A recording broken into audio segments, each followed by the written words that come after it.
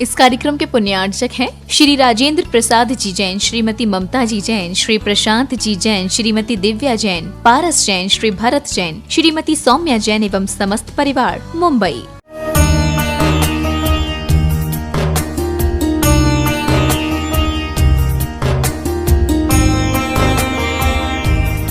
महावीर भगवान की प्रातः स्मरणीय परम पूजाचार्य गुरुवर श्री विद्यासागर जी मणि महाराज की जय।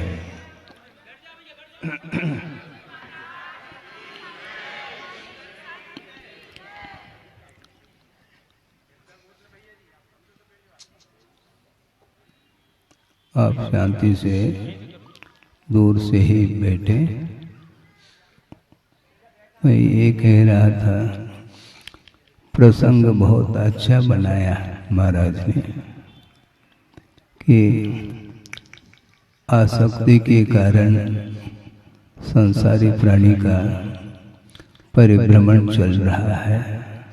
और पहले भी हमने कई बार ये बात रखी है कि परिभ्रमण और यात्रा, इसमें बहुत बड़ा अंतर देखने को मिलता है। परिभ्रमण जो होता है वह विकास का प्रतीक नहीं है, वह यात्रा नहीं मानी जाती है। और यात्रा जो होती है वह संसार का विच्छेद जो करने के लिए कटिबद्ध है, उसकी यात्रा मानी जाती है। आप लोग भी यात्रा करते हैं, किंतु वह यात्रा नहीं, बार बार उसी स्थान को प्राप्त करना ये यात्रा नहीं कहलाता है। एक बार घर छोड़ दी, पुनः बार बार उसी दरवाजे पर खटखटाना ये ठीक नहीं माना जाता है। और तीर्थंकर जो होते हैं वे अपने जीवन काल में जब तक वैराग्य नहीं होता तब तक प्योर राग का संवेदन करते हैं, मिक्सिंग नहीं। और जिस समय वैराग उन्हें उत्पन्न हो जाता है, फिर मुख मोड़ करके उस वैभव को देखना पसंद नहीं करते। और जिस समय उन्हें वैराग उत्पन्न होता है, उसी का समर्थन करने के लिए, सराहना करने के लिए लोकांतिक देव भी आकर के और उनकी स्तुति आदि करके वापस पहुंचते हैं। पंच कल्याणक महोत्सव होते हैं तीर्थंकरों के, और प्रत्येक महोत्सव में सौधर्मेंद्र अपनी उपस्थिति दर्ज करता है। गर्भ कल्याणक, जन्म कल्याणक, सभी कल्याणकों में वह आता है। लोकांतिक देव गर्भ कल्याणक आदि में क्यों नहीं आते? यह अपने आप में एक प्रश्न है। इसका समाधान यही है कि जब तक जीव का, क्या कहें उसको, राग के बीच में समय व्यतीत होता रहता है, तब तक किसकी सराहना करें हम? राग की सराहना, राग का समर्थन ठीक नहीं। संसार से ऊपर उठने की जो बात करना चाहता है, जिसके अंदर संसार अब असारता के रूप में देखने में आ रहा है, तो उसको प्रोत्साहित करें, उसमें सार्थकता सिद्ध होती है। मोटिवेट किसको करें हम? कुछ लिखे तो नर्सरी में पहुंचा है, उसके लिए भी मोटिवेट किया जा सकता है, ठीक है, वह बहुत छोटा बालक है इस अपेक्षा। किंतु आप लोग बालक नहीं हैं, किंतु पालक हैं। बालक के शब्द नहीं, पालक है, पालन आप करते हैं, परिवार का संरक्षण करते हैं, इसलिए आप पालक माने जाते हैं। किंतु वस्तुतः परिवार का क्या पालन पोषण करना? यह परिवार तो कई बार मिला है, मिलता रहेगा, इसका पालन पोषण नहीं होता। किंतु संसार से ऊपर उठने की बात करनी चाहिए। तो तीर्थंकर जब तक घर में रहते हैं, हवेली में रहते हैं, तब तक उनकी दृष्टि वैभव की ओर ही जाती है। एक और नीलांजना का दृश्य भी वो देखते हैं। किस प्रकार देखते हैं? राग के साथ देखते हैं क्या वीतराग भाव के साथ देखते हैं? आप बोलो। राग के साथ। जबकि तीर्थंकर हैं, मोक्ष मार्ग के नेता बनने वाले हैं। अभी नेता नहीं है वो, मोक्ष मार्ग के नेता उसी भाव में बनने वाले हैं। और समोसरण की रचना भी होगी, केवल ज्ञान उत्पन्न जब होगा तब की बात है। किंतु अभी वो कौन है? वो भगवान है। भगवान का कल्याणक होता है महाराज, भगवान का गर्भ कल्याणक नहीं होता है। बालक का हो रहा है, राजकुमार है। और फिर राजकुमार वृषभ कुमार है। वो वृषभ कुमार के उपरांत फिर वृषभ सागर बनेंगे, फिर बाद में वृषभ नाथ बनेंगे। नाथ का अर्थ स्वामी हुआ करता है। वो किसके स्वामी हैं? 3 लोक के स्वामी हैं। और 3 लोक की जनता वह सेवक के रूप में उनके चरणों में उपस्थित है। 3 लोक के नाथ बनने वाले हैं, बने नहीं। किंतु जब तक वस्तु का स्वरूप पकड़ में नहीं आता, तब तक ये उलझन ही रहता है। सुलझाना बहुत कठिन है। आप लोग भजन भी बोलते हैं, सुलझाओ भगवान, बोलते हैं ऐसे। हाँ, सुलझाओ भगवान। आप उलझते चले जाओ और वो सुलझाने के लिए बैठे हैं क्या? यही करना है क्या उनको? और कोई काम है क्या? नहीं। दिन रात तुम उलझते चले जाओ और भगवान के सामने कह दो हाथ जोड़ करके सुलझाओ भगवान। वो कहते हैं ऐसे हम सुलझा नहीं पाएंगे, ध्यान रखो। जो सुलझना चाहता है, जो उलझना नहीं चाहता है, उसी को सुलझाया जा सकता है। मात्र हाथ जोड़ने से काम नहीं चलना है, क्योंकि हाथ जोड़ने के पीछे भी आपका लक्ष्य क्या है, अभिप्राय क्या है, यह भीतर है, मैं नहीं जान सकता। इसलिए वे तीर्थंकर भी जब तक दीक्षित नहीं होते तब तक उन्हें भी वस्तु का बोध नहीं होता।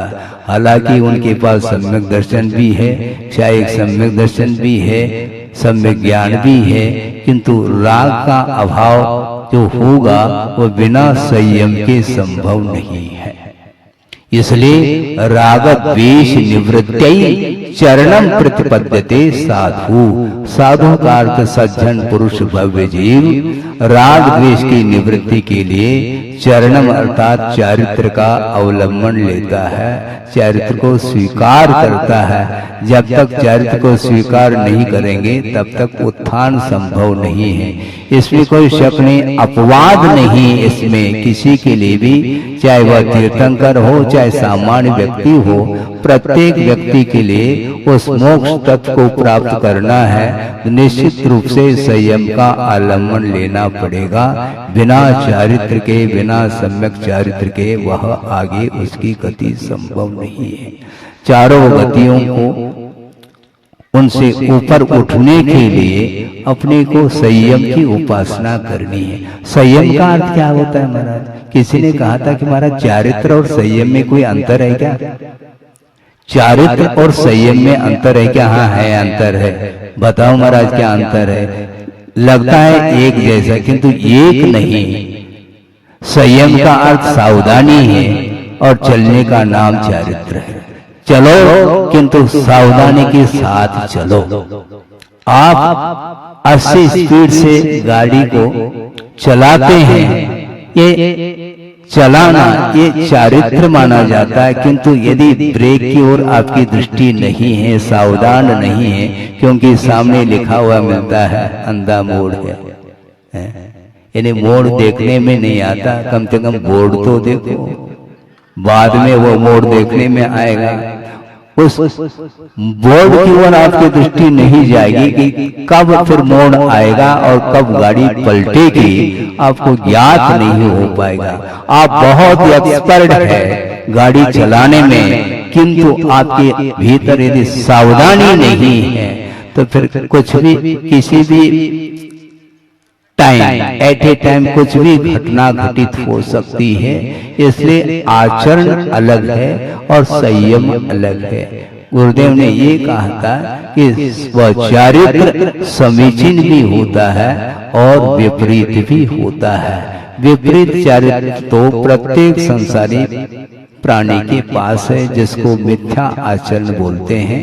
किंतु मिथ्या दर्शन, मिथ्या ज्ञान, मिथ्या चारित्र से ऊपर उठ करके समीचीन रत्नत्र की उपासना करने के लिए जो प्रयत्नशील है, उसके लिए अब परिभ्रमण समाप्त होगा और उसकी यात्रा प्रारंभ होगी। लोक के अग्रभाग पर पहुंचना है। क्या इसी धरती पर रहना, बताओ? नहीं रहना ना, लेकिन कहना बहुत आसान है। इस धरती पर हम नहीं रहना चाहते महाराज, किंतु इस धरती पर नहीं रहते हुए भी परिभ्रमण इसी धरती पर करना चाहो क्या? प्रत्येक व्यक्ति के पास वाहन है और वाहन को आप ही चलाते हैं, ड्राइविंग आप करते हैं, गाड़ी आपकी है।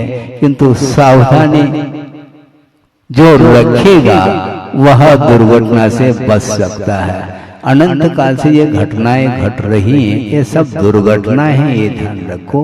अपने परिणाम के अनुरूप ही वह कर्म का अर्जन करता है और उस फल का उपभोग करने के लिए भिन्न भिन्न गतियों में जाकर के अपने जीवन को व्यतीत करता है। कोई देव गति को प्राप्त करता है, वहां पर सागरोपम आयु तक उसको क्या मिलता है? बोलो। स्वर्ग में जाकर के सागरूपम आयु तक व्यतीत करता है, उसको क्या मिल रहा है? सुख।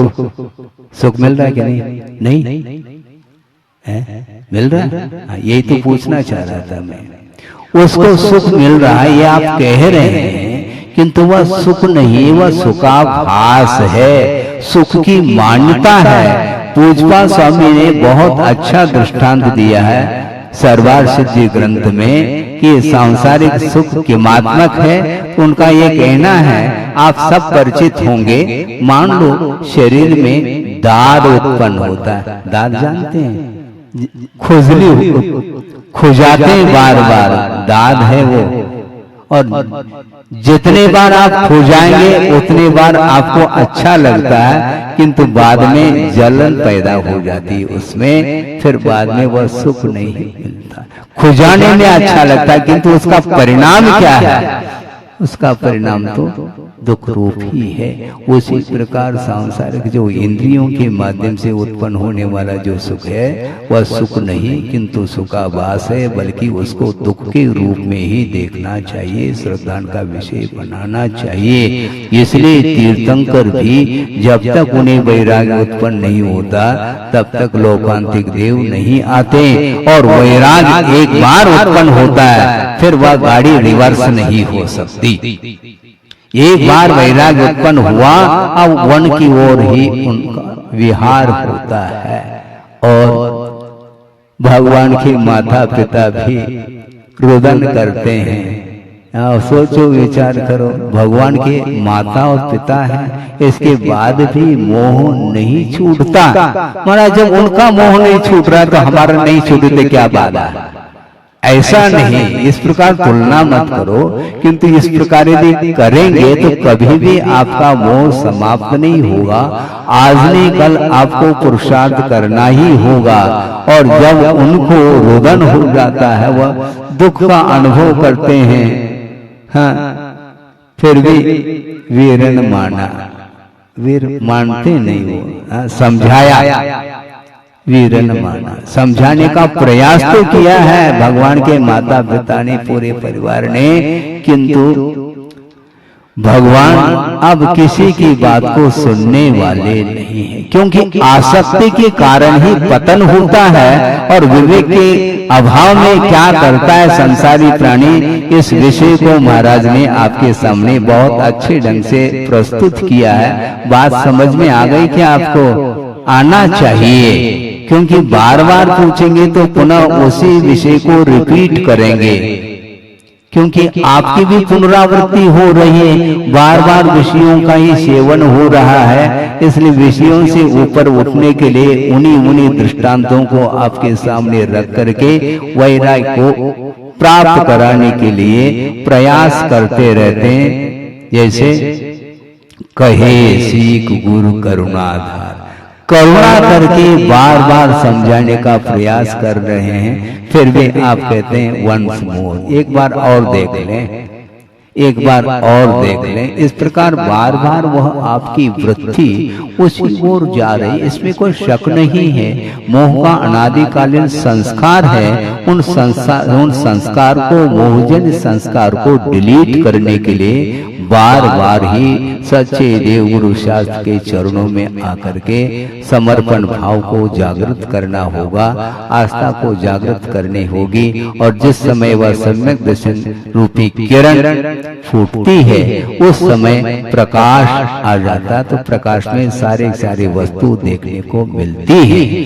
अंधकार जब तक रहेगा तब तक सामने ही मान लो सुई गिरी हुई है, किंतु आपको सुई मिल नहीं सकेगी। और एक प्रकाश का किरण यदि सामने आ जाए तो वह वस्तु आप प्राप्त कर लेते हैं। इसी प्रकार जो अमूर्त आत्म तत्व है उसको प्राप्त करने के लिए आपको अन्यत्र नहीं जाना होगा, क्योंकि अपनी निधि है, अपनी निधि है तो भगवान की सन्निधि में ही अपनी निधि प्राप्त हो सकती है। ये शॉर्ट में आपके सामने विषय रखा, समय ज्यादा ना हो इसलिए मैं ध्यान रख रहा हूँ, समय की ओर भी ध्यान होना चाहिए। महाराज हम भी वही चाहते थे जल्दी समाप्त हो जाए,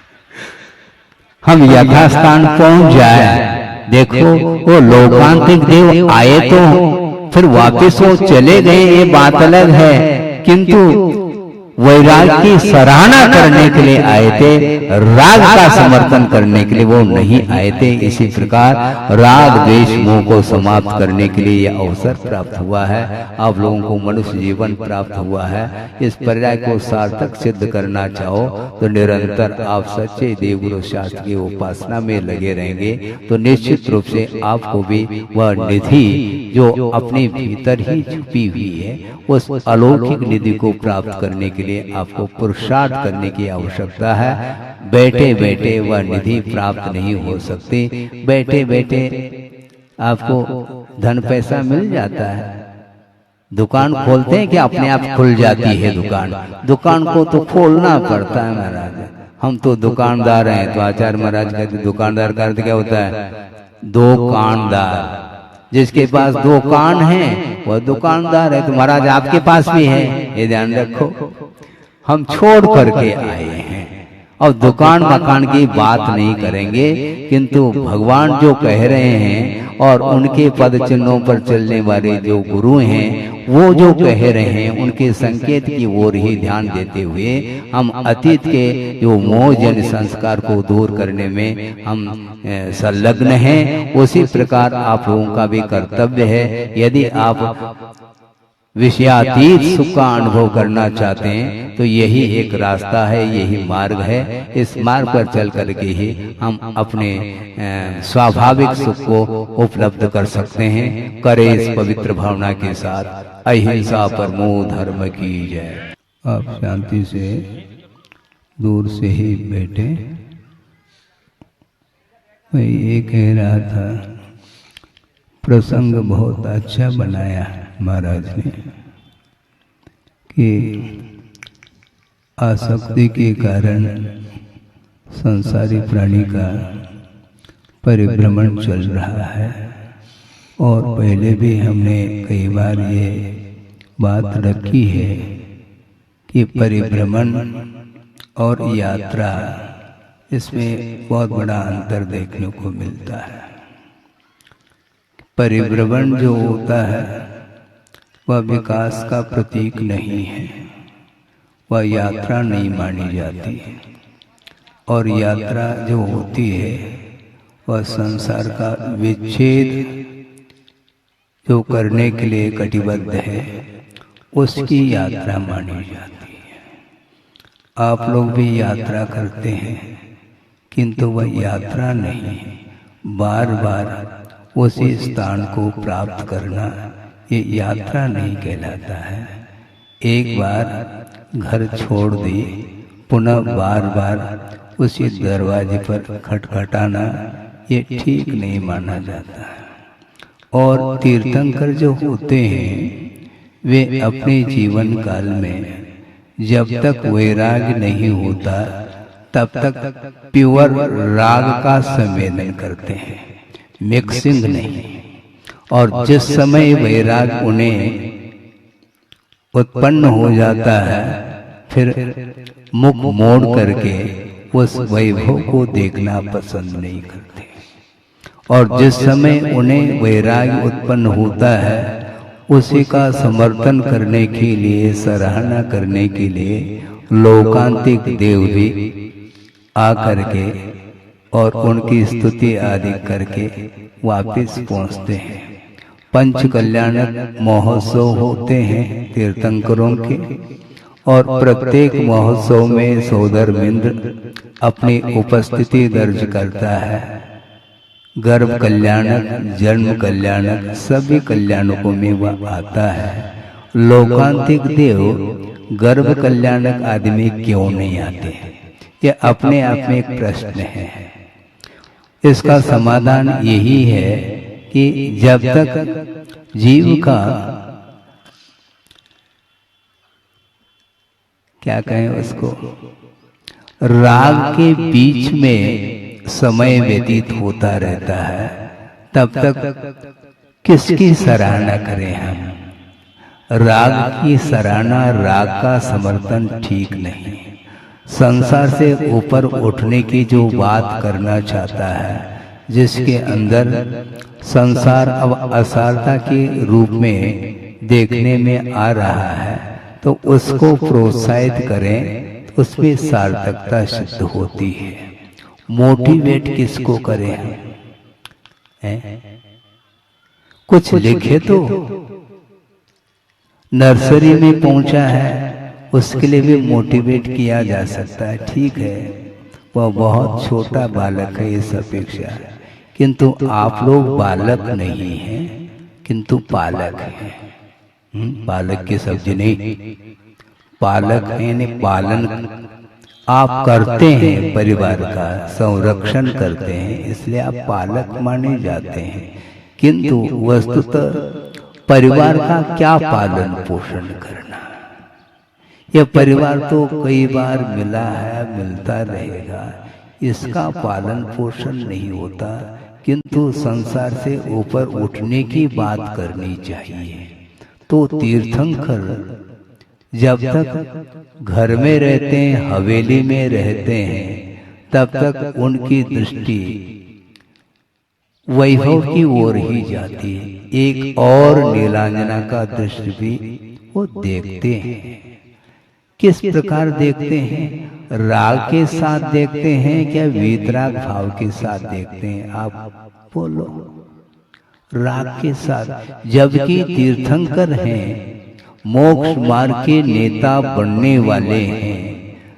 अभी नेता नहीं है वो, मोक्ष मार्ग के नेता उसी भाव में बनने वाले हैं। और समोसरण की रचना भी होगी, केवल ज्ञान उत्पन्न जब होगा तब की बात है।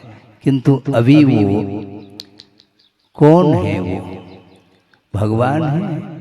भगवान का कल्याणक होता है महाराज, भगवान का गर्भ कल्याणक नहीं होता है, बालक का हो रहा है। राजकुमार है और फिर राजकुमार वृषभ कुमार है, वो वृषभ कुमार के उपरांत फिर वृषभ सागर बनेंगे, फिर बाद में वृषभ नाथ बनेंगे। नाथ का अर्थ स्वामी हुआ करता है। वो किसके स्वामी हैं, तीन लोक के स्वामी हैं, और तीन लोक की जनता वह सेवक के रूप में उनके चरणों में उपस्थित है। तीन लोग के नाथ बनने वाले हैं, बने नहीं। किंतु जब तक वस्तु का स्वरूप पकड़ में नहीं आता तब तक ये उलझन ही रहता है। सुलझाना बहुत कठिन है। आप लोग भजन भी बोलते हैं, सुलझाओ भगवान, बोलते हैं ऐसे? हाँ, सुलझाओ भगवान। आप उलझते चले जाओ और वो सुलझाने के लिए बैठे हैं क्या? यही करना है क्या उनको? और कोई काम है क्या? नहीं। दिन रात तुम उलझते चले जाओ और भगवान के सामने कह दो हाथ जोड़ करके सुलझाओ भगवान। वो कहते हैं ऐसे हम सुलझा नहीं पाएंगे, ध्यान रखो। जो सुलझना चाहता है, जो उलझना नहीं चाहता है, उसी को सुलझाया जा सकता है। हाँ, मात्र हाथ जोड़ने से काम नहीं चलना है, क्योंकि हाथ जोड़ने के पीछे भी आपका लक्ष्य क्या है, अभिप्राय क्या है, यह भीतर है, मैं नहीं जान सकता।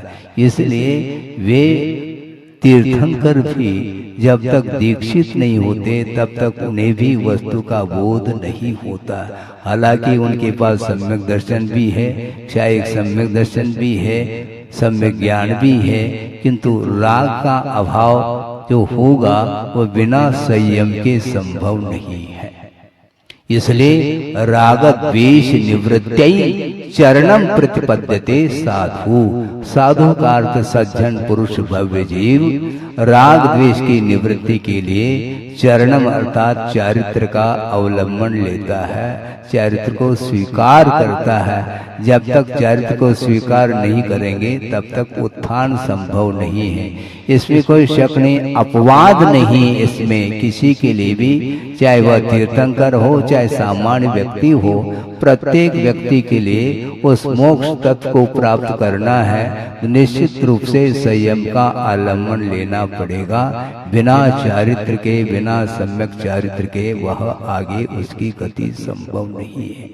चारों गतियों को उनसे ऊपर उठने के लिए अपने को संयम की उपासना करनी है। संयम का अर्थ क्या होता है महाराज? किसी ने कहा था कि महाराज चारित्र और संयम में कोई अंतर है क्या? चारित्र और संयम में अंतर है क्या? हाँ है, अंतर है। बताओ महाराज क्या अंतर है? लगता है एक जैसा, किंतु एक नहीं। संयम का अर्थ सावधानी है और चलने का नाम चारित्र है। चलो किंतु सावधानी के साथ चलो। आप 80 स्पीड से गाड़ी को चलाते हैं, ये चलाना ये चारित्र माना जाता है। किंतु यदि ब्रेक की ओर आपकी दृष्टि नहीं है, सावधान नहीं है, क्योंकि सामने लिखा हुआ मिलता है अंधा मोड़ है, यानी मोड़ देखने में नहीं आता, कम से कम बोर्ड तो देखो, बाद में वो मोड़ देखने में आएगा। उस बोर्ड की ओर आपकी दृष्टि नहीं जाएगी कि कब फिर मोड़ आएगा और कब गाड़ी पलटेगी, आपको ज्ञात नहीं हो पाएगा। आप बहुत एक्सपर्ट है गाड़ी चलाने में, किंतु आपके भीतर यदि सावधानी नहीं है तो फिर कुछ भी, किसी भी टाइम, एट ए टाइम कुछ भी घटना घटित हो सकती है। इसलिए आचरण अलग है और संयम अलग है। गुरुदेव ने ये कहा था कि वह चारित्र समीचीन भी होता है और विपरीत भी होता है। विपरीत चारित्र तो प्रत्येक संसारी प्राणी के पास है, जिसको मिथ्या आचरण बोलते हैं। किंतु मिथ्या दर्शन, मिथ्या ज्ञान, मिथ्या चारित्र से ऊपर उठ करके समीचीन रत्नत्र की उपासना करने के लिए जो प्रयत्नशील है, उसके लिए अब परिभ्रमण समाप्त होगा और उसकी यात्रा प्रारंभ होगी। लोक के अग्रभाग पर पहुंचना है। क्या इसी धरती पर रहना? बताओ, नहीं रहना ना, लेकिन कहना बहुत आसान है। इस धरती पर हम नहीं रहना चाहते महाराज, किंतु इस धरती पर नहीं रहते हुए भी परिभ्रमण इसी धरती पर करना चाहो क्या? प्रत्येक व्यक्ति के पास वाहन है और वाहन को आप ही चलाते हैं, ड्राइविंग आप करते हैं, गाड़ी आपकी है, किंतु सावधानी जो रखेगा वह दुर्घटना से बच सकता है। अनंत काल से ये घटनाएं घट रही हैं, ये सब दुर्घटनाएं हैं, ये ध्यान रखो। अपने परिणाम के अनुरूप ही वह कर्म का अर्जन करता है और उस फल का उपभोग करने के लिए भिन्न भिन्न गतियों में जाकर के अपने जीवन को व्यतीत करता है। कोई देव गति को प्राप्त करता है, वहां पर सागरोपम आयु तक उसको क्या मिलता है, बोलो, स्वर्ग में जाकर के सागरूपम आयु तक व्यतीत करता है, उसको क्या मिल रहा है, सुख मिल रहा है कि नहीं? नहीं है? मिल रहा है? यही तो पूछना चाह रहा था मैं। उसको सुख मिल रहा है ये आप कह रहे हैं, किंतु वह सुख नहीं, वह सुखाभास है, सुख की मान्यता है। पूजपा स्वामी ने बहुत अच्छा दृष्टांत दिया है सर्वार सिद्धि ग्रंथ में कि सांसारिक सुख किमात्मक है। उनका ये कहना है, आप सब परिचित होंगे, मान लो शरीर में दाद उत्पन्न होता है, दाद जानते हैं, खुजली खुजाते हैं बार बार, दाद है वो, और जितने बार आप खुजाएंगे उतने बार आपको अच्छा लगता है, किंतु बाद में जलन पैदा हो जाती है उसमें, फिर बाद में वह सुख नहीं मिलता। खुजाने में अच्छा लगता है, किंतु उसका परिणाम क्या है, उसका परिणाम तो दुख रूप ही है। उसी प्रकार सांसारिक जो इंद्रियों के माध्यम से उत्पन्न होने वाला जो सुख है वह सुख नहीं किंतु सुखाभास है, बल्कि उसको दुख के रूप में ही देखना चाहिए, श्रद्धा का विषय बनाना चाहिए। इसलिए तीर्थंकर भी जब तक उन्हें वैराग्य उत्पन्न नहीं होता तब तक लोकांतिक देव नहीं आते, और वैराग्य एक बार उत्पन्न होता है फिर वह गाड़ी रिवर्स नहीं हो सकती। एक बार वैराग्य उत्पन्न हुआ, अब वन की ओर ही उनका विहार होता है। और भगवान के माता पिता भी रुदन करते हैं। सोचो, विचार करो, भगवान के माता और पिता हैं, इसके बाद भी मोह नहीं छूटता। महाराज, जब उनका मोह नहीं छूट रहा है तो हमारा नहीं छूटे तो क्या बात है? ऐसा नहीं, इस प्रकार तुलना मत करो, किंतु इस प्रकार यदि करेंगे तो कभी भी आपका मोह समाप्त नहीं होगा। आज नहीं कल आपको पुरुषार्थ करना ही होगा, और जब उनको रुदन हो जाता है, वह दुख का अनुभव करते हैं, हाँ, फिर भी वीरन माना, वीर मानते नहीं हो, समझाया, वीरन माना, समझाने का प्रयास तो किया है भगवान के माता पिता ने, पूरे परिवार ने, किंतु भगवान अब किसी की बात को सुनने वाले नहीं है, क्योंकि आसक्ति के कारण ही पतन होता है। और विवेक के अभाव में क्या करता है संसारी प्राणी, इस विषय को महाराज ने आपके सामने बहुत अच्छे ढंग से प्रस्तुत किया है। बात समझ में आ गई क्या? आपको आना चाहिए, क्योंकि बार बार पूछेंगे तो पुनः उसी विषय को रिपीट करेंगे, क्योंकि आपकी भी पुनरावृत्ति हो रही है, बार बार विषयों का ही सेवन हो रहा है। इसलिए विषयों से ऊपर उठने के लिए उन्हीं दृष्टांतों को आपके सामने रख करके वैराग्य को प्राप्त कराने के लिए प्रयास करते रहते हैं। जैसे कहे सीख गुरु करुणाधार, करुणा करके बार बार समझाने का प्रयास कर रहे हैं, फिर भी आप कहते हैं वंस मोर, एक बार और देख लें, एक बार और देख लें। इस प्रकार बार बार वह आपकी वृत्ति उसी ओर जा रही, इसमें कोई शक नहीं है। मोह का अनादिकालीन संस्कार है, उन संस्कार को, मोहजन संस्कार को डिलीट करने के लिए बार बार ही सच्चे देव गुरु शास्त्र के चरणों में आकर के समर्पण भाव को जागृत करना होगा, आस्था को जागृत करनी होगी। और जिस समय वह सम्यक दर्शन रूपी किरण फूटती है उस समय प्रकाश आ जाता, तो प्रकाश में सारे वस्तु देखने को मिलती है। अंधकार जब तक रहेगा तब तक सामने ही मान लो सुई गिरी हुई है, किंतु आपको सुई मिल नहीं सकेगी। और एक प्रकाश का किरण यदि सामने आ जाए तो वह वस्तु आप प्राप्त कर लेते हैं। इसी प्रकार जो अमूर्त आत्म तत्व है उसको प्राप्त करने के लिए आपको अन्यत्र नहीं जाना होगा, क्योंकि अपनी निधि है, अपनी निधि है तो भगवान की सन्निधि में ही अपनी निधि प्राप्त हो सकती है। ये शॉर्ट में आपके सामने विषय रखा, समय ज्यादा ना हो इसलिए मैं ध्यान दे रख रहा हूँ, समय की ओर भी ध्यान होना चाहिए। महाराज हम भी वही चाहते थे जल्दी समाप्त हो जाए, हम यथास्थान पहुंच जाए। देखो वो लोकांतिक देव आए तो फिर वापस वो चले गए, ये बात अलग है, किंतु वैराग की सराहना करने के लिए आए थे, राग का समर्थन करने के लिए वो नहीं आए थे। इसी प्रकार राग द्वेष मोह को समाप्त करने के लिए यह अवसर प्राप्त हुआ है, आप लोगों को मनुष्य जीवन प्राप्त हुआ है। इस पर्याय को सार्थक सिद्ध करना चाहो तो निरंतर आप सच्चे देवगुरु शास्त्र की उपासना में लगे रहेंगे तो निश्चित रूप से आपको भी वह निधि जो अपने भीतर ही छुपी हुई है, उस अलौकिक निधि को प्राप्त करने के लिए आपको पुरुषार्थ करने की आवश्यकता है। बैठे बैठे वह निधि प्राप्त नहीं हो सकती, बैठे बैठे आपको धन पैसा मिल जाता है, दुकान खोलते हैं कि अपने आप खुल जाती है दुकान, दुकान को तो खोलना पड़ता है महाराज। हम तो दुकानदार हैं, तो आचार्य महाराज कहते दुकानदार का अर्थ क्या होता है? दुकानदार, जिसके पास दो कान हैं वह दुकानदार है। तो महाराज आपके पास भी है, ये ध्यान रखो।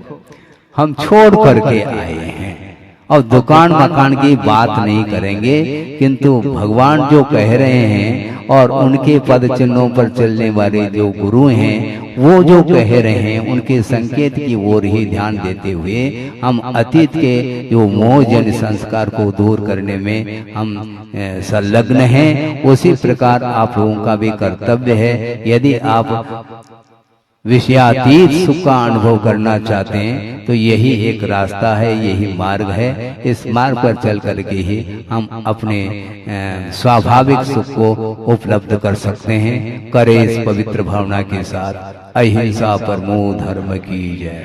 बोधि समाधि परिणाम शुद्धि स्वात्मोपलब्धि शिव शोक शुद्धि चिंतामणिम चिंतित वस्तुदाने त्वामंद मानस्य ममास्तुते। परम पूजाचार्य श्री विद्यासागर जी महाराज की।